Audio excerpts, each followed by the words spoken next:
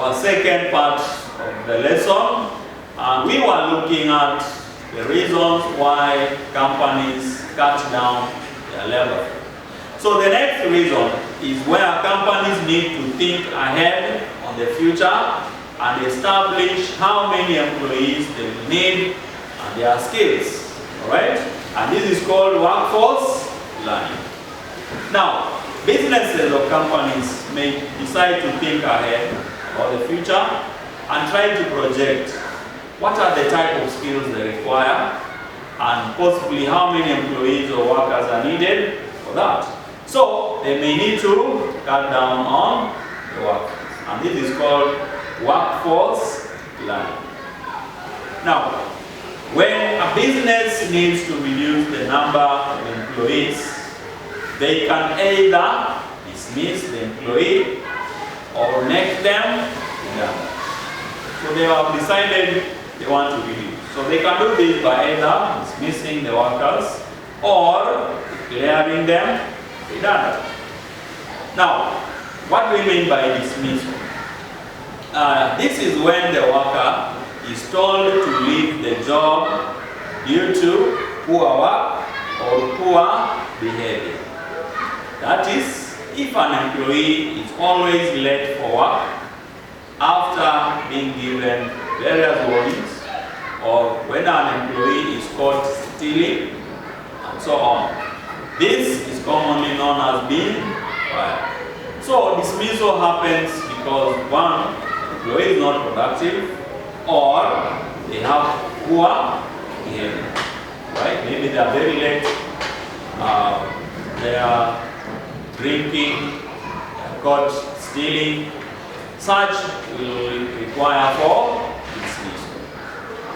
Now, redundancy, on the other hand, is when a business no longer needs an employee, even though the employee did nothing wrong. So, apart from the first one where the employee, it was the employee's mistake, here the employee has not done any mistake. But the company does not need the employee. Right? Usually this happens during period of falling sales or due to an economic recession, when no one is buying anything. So here, what is happening now because of the COVID, demand has gone low. People have been encouraged to work from home. So, in essence, companies are operating below their optimum.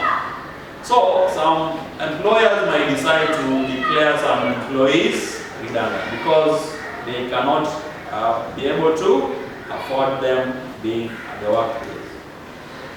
Now, next we look at the legal controls over employment issues.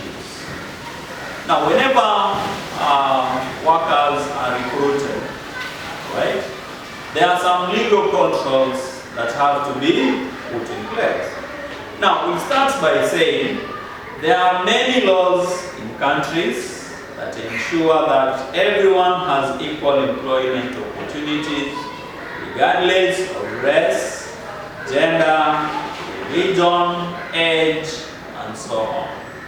Okay? Everyone has an equal employment opportunity.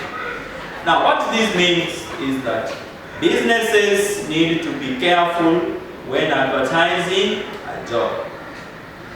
They cannot advertise for just a single person or a single type of person. When they are advertising for a job, they should have in mind that everyone has an equal chance. Whether someone is male or female, whether someone is black or colored, whether someone is Muslim or Christian, all of them have an equal chance. Therefore, companies must treat all applicants for the job equally. If not, they can be fined and prosecuted for it. So, employees of a business have a legal right that must be protected. employees have a legal right that must be protected. What are some of these rights? One, they must be protected against unfair discrimination at work. When applying, that is, when employers discriminate unfairly against employees or applicants due to their race, gender, religion, or color. This one has to be protected. Number two, health and safety. Now, there are laws that make sure that employees are protected from dangerous machinery, that they are provided safety equipment and clothing, hygienic conditions, suitable temperatures, and provide breaks. Now, when there are different types of work environment, okay? Like when you are working in a factory with movable machines, of course, there are many dangers. So, employees must be given protective equipment like factory or safety boots. They must be given helmet. Some have to be given the dust masks.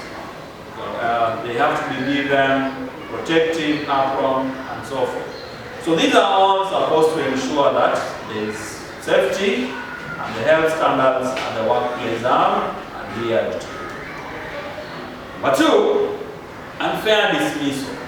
Now, this one is another legal right that all workers have to be given. Now, when the worker is dismissed unfairly or they are prohibited from joining a trade union or being pregnant or when given no warnings before being dismissed, then the worker can take their case to an industrial tribunal to see both sides of an agreement.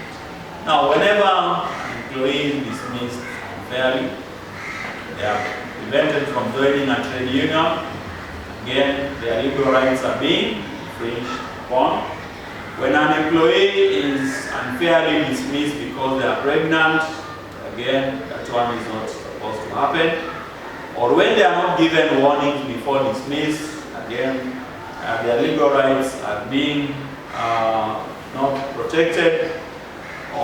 So that if any of these scenarios happen, then the workers can take their case to an industrial tribunal where they are going to be listened to, and the employer is also going to explain.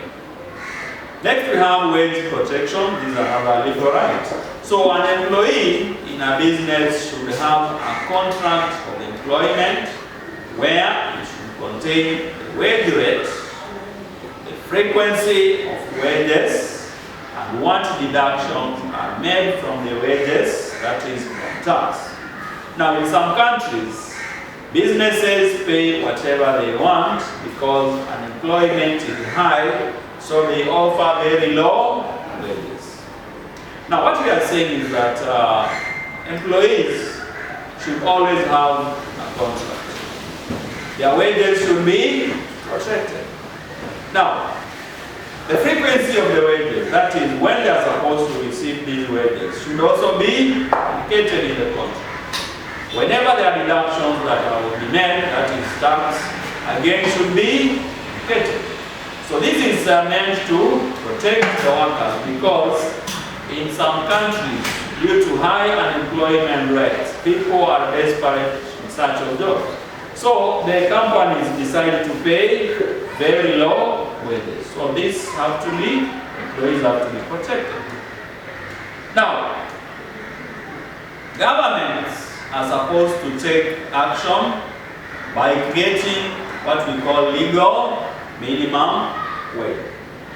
Now, we have two types of setting wages. So we have a floor minimum wage, where the government decides on the minimum wage that any company or business is supposed to pay. So, any employer who will pay less than this minimum wage will be taken to court. Right? Then finally, We want to look at internal and external communication. Now this one we are going to expound on it in our next lesson. But we just want to say internal and external communication is an effective communication which is important to any business so that information can be sent and received, understood and acted upon in any organization. Now class, we are going to stop there today. Go through the lesson, write the notes that I'll send on the channel. Thank you.